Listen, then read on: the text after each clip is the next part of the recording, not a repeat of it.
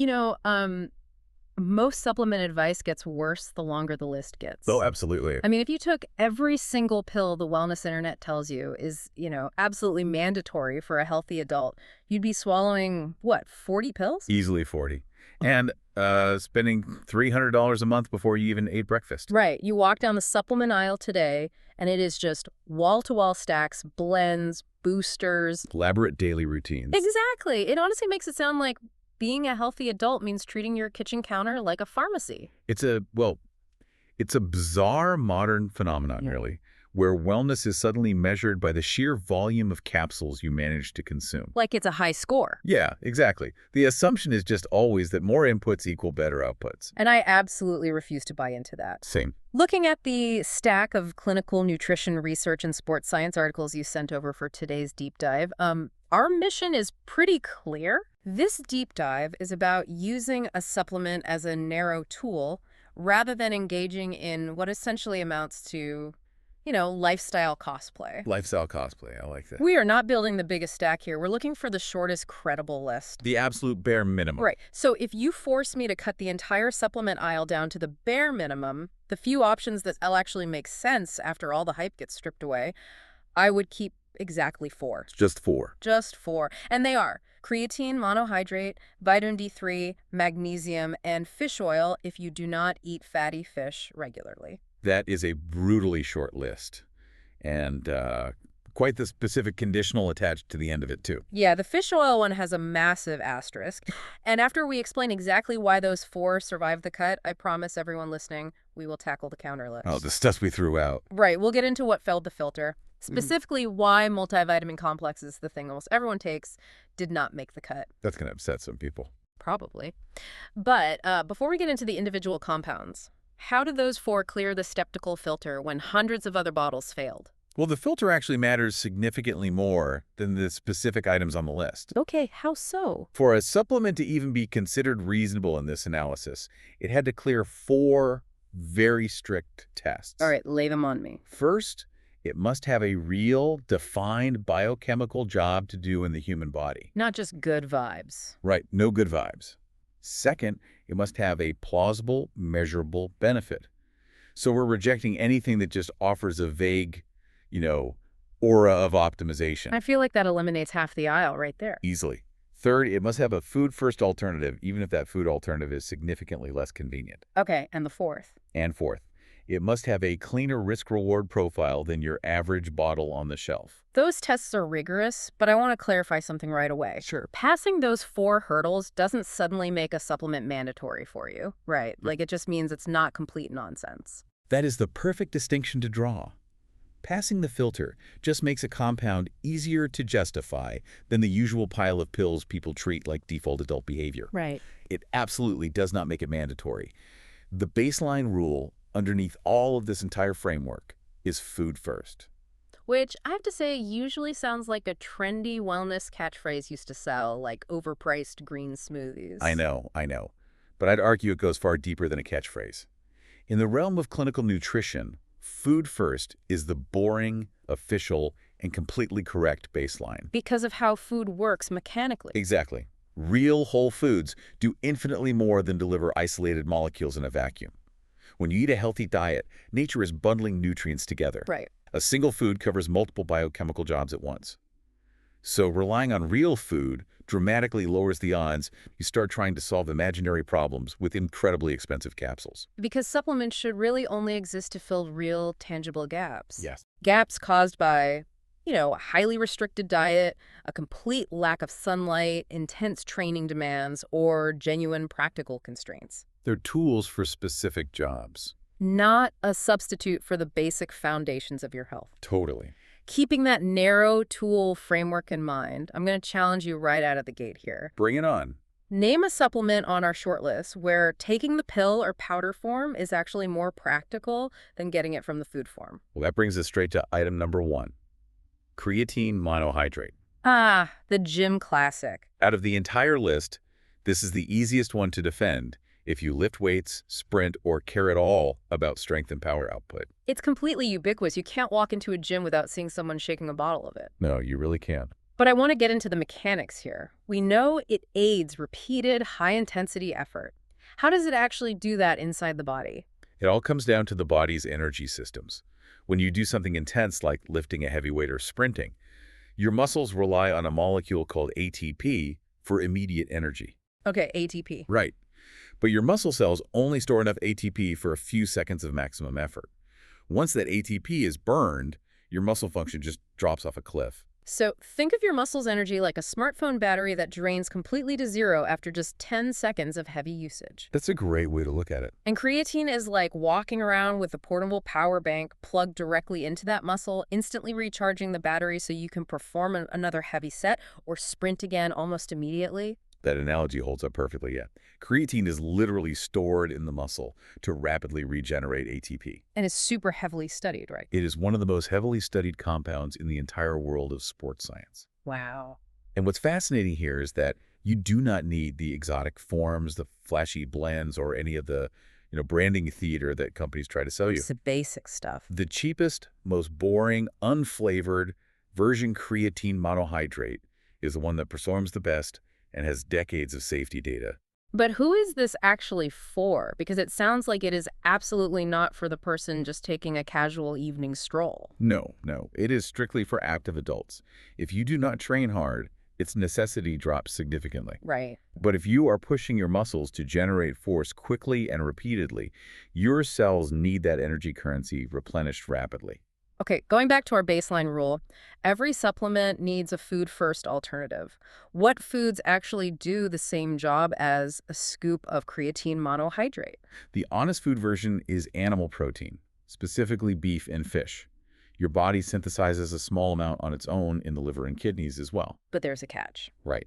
This is where the practicality test comes into play. Because looking at the data, to get the typical supplemental amount of creatine, which is usually around 5 grams, you'd have to eat roughly a kilogram or over 2 pounds of raw beef or salmon every single day. Yeah, matching the dose through food alone is practically impossible. And highly expensive. Highly expensive, and honestly, a complete nightmare for your digestive system. So with some supplements, getting it from food is so straightforward that taking a pill starts looking incredibly lazy. But with creatine, the supplement is genuinely the more practical route if you actually want the measurable performance effect. So for performance-minded people, it easily clears the filter. got it. Creatine clearly wins for physical performance. Let's pivot to a completely different profile. Okay. Think about the average software engineer. Someone who is desk-bound, spends most of their time indoors, staring at screens, not doing repeated high-intensity sprints. What makes sense for them? Item number 2, vitamin D3. D3. It is far less exciting than a performance booster, but it is broadly relevant to almost the entire modern indoor population. I want to clarify something from the research stack you shared. Vitamin D gets lumped in with things like vitamin C or vitamin E, but it doesn't actually behave like a traditional vitamin, does it? It does not, no. Vitamin D functions much more like a hormone in the human body. Oh, interesting. Every single cell in your body has a receptor for it. It regulates calcium absorption, supports immune function, and maintains bone health. But we're supposed to get it from the sun, right? Exactly. Our primary natural source is sunlight, specifically UVB rays hitting the skin, which triggers the body to synthesize vitamin D naturally. Which is a massive problem because we are essentially indoor creatures now. Basically. Between working in offices, wearing sunscreen, living at northern latitudes, and dealing with winter seasons, relying on the sun is a gamble most people lose. They absolutely lose it. And even if you sit next to a sunny window, the glass blocks the UVB rays, so indoor sunlight doesn't even count. And that is why public health guidance and practical daily life align here. The case for vitamin D3 isn't built on internet hype. It's built on the awkward reality of modern life. We're just not outside enough. Our environment simply doesn't provide the input our biology expects. Well, what about the food rule? Can you eat your way out of a vitamin D deficit? The food-first route is real, but it's heavily restricted. Fatty fish does the heavy lifting.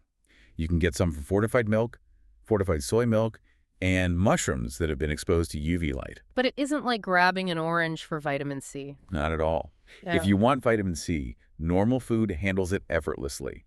But because vitamin D functions as a prohormone and is fat-soluble, it's structurally different and much harder to source abundantly from a standard diet. Making it a highly rational environmental gap filler. It's for modern adults with low sunlight exposure. Okay, so D3 fills an environmental gap caused by a lack of sunlight. Let's shift from the environment to a pure diet quality gap. Right. Which supplement on our list is essentially just a diet quality conversation wearing a supplement label. That would be item number 3, magnesium. Magnesium. Out of everything on our short list, magnesium is the most deeply rooted in the food-first philosophy. And ironically, that is exactly why it stays on the list. Magnesium is having a huge moment online right now. Oh, it really is. Influencers talk about it like it's this magical, mystical, calming potion that cures every ailment under the sun. Yeah, and we need to strip away that wellness folklore immediately. Please. Magnesium did not make our cut because it's magical. It made the cut for a very boring, highly practical reason.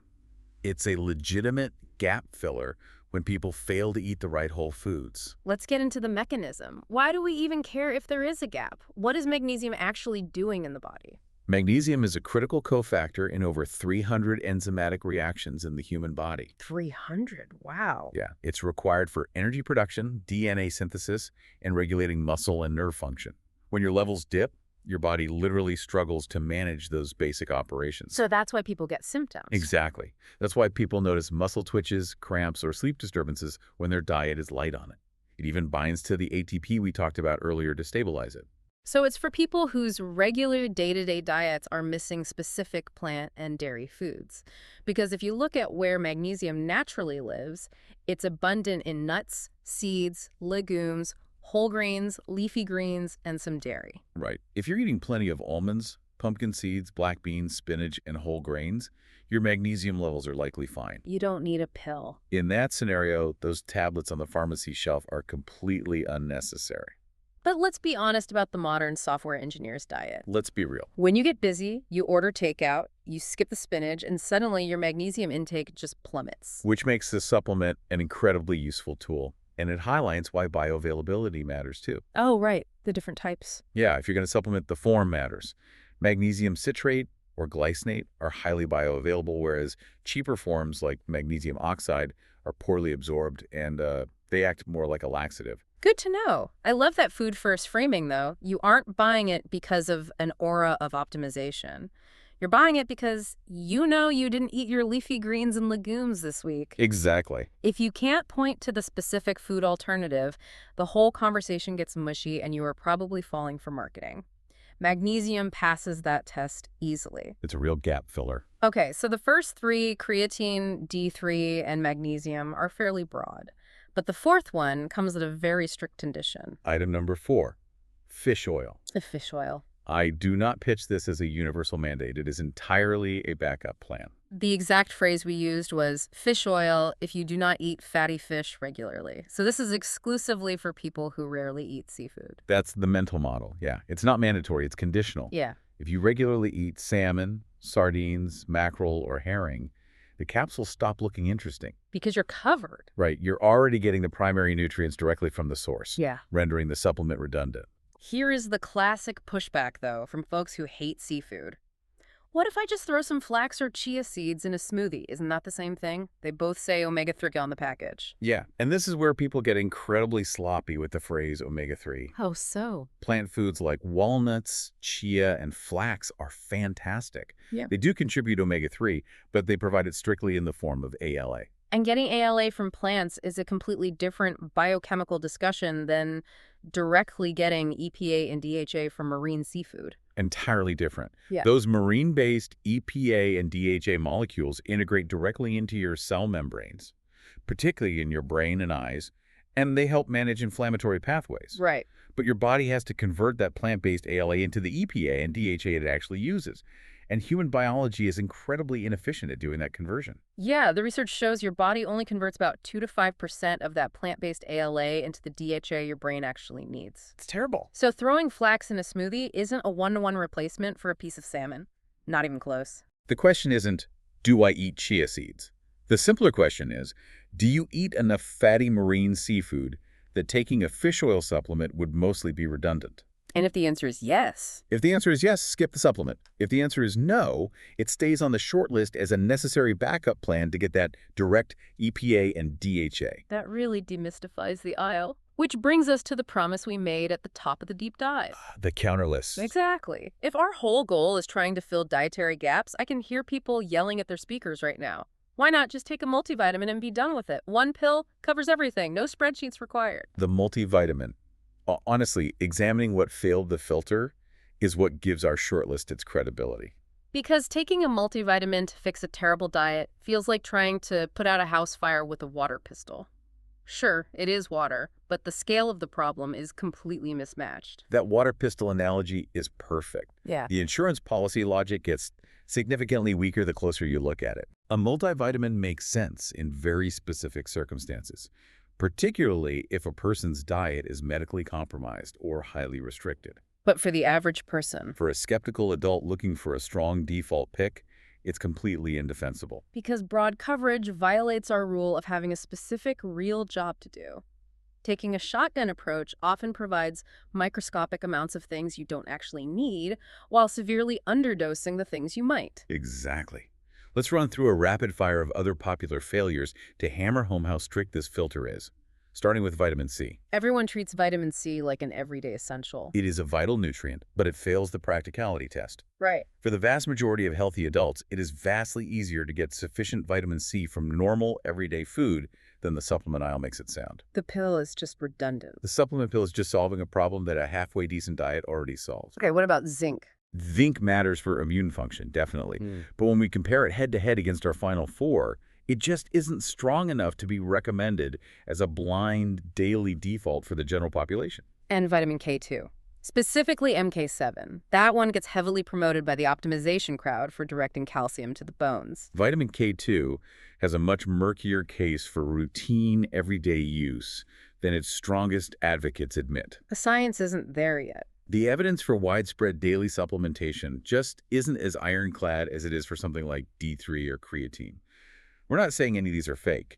They just lose in a rigorous head-to-head comparison against supplements that have clearer jobs, cleaner use cases, and much more defensible everyday logic. I want to highlight a massive hidden danger of the giant supplement stack, though.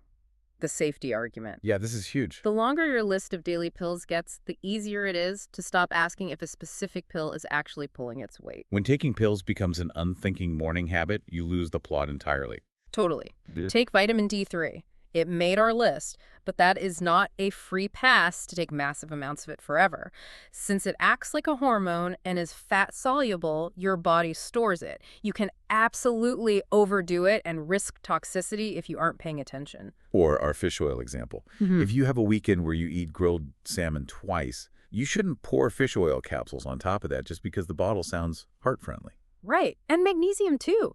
Getting magnesium from eating a giant bowl of leafy greens and beans is easy to live with because your body regulates it. Natural. But if you casually pop a handful of supplemental magnesium citrate tablets because you think more is better, you can cause yourself some serious gastrointestinal problems. A short list is inherently safer. It forces you to constantly ask the right question. What specific gap is this tool solving today? If you cannot answer that question clearly and immediately, the supplement should not be in your hand. Let's lock this in. The practical, clean decision rule we are walking away with is incredibly simple. Use food first whenever food can realistically and practically do the job. You only use supplements when there is a real gap in your lifestyle, a real use case for the compound, and a real logical reason why the food route isn't enough or isn't practical. And by that strict standard, creatine monohydrate makes sense for performance-minded adults pushing their limits. Check. Vitamin D3 makes sense far more often than most supplements because our modern indoor lives and sunlight are both incredibly inconsistent. Yep. Magnesium makes sense when your daily diet leaves a whole food hole open. Absolutely. And fish oil makes sense strictly as a backup plan when fatty marine fish is missing from your routine. Everything else has to argue much, much harder for a place in your cabinet. That is exactly why the shortlist works. We aren't trying to sound perfectly optimized. We're trying to survive basic skepticism. Those 4 supplements make sense more often than the rest. Most do not. And if you can replace even those 4 with a better diet, better food choices, or more intentional coverage of those real gaps, that is still always the better outcome.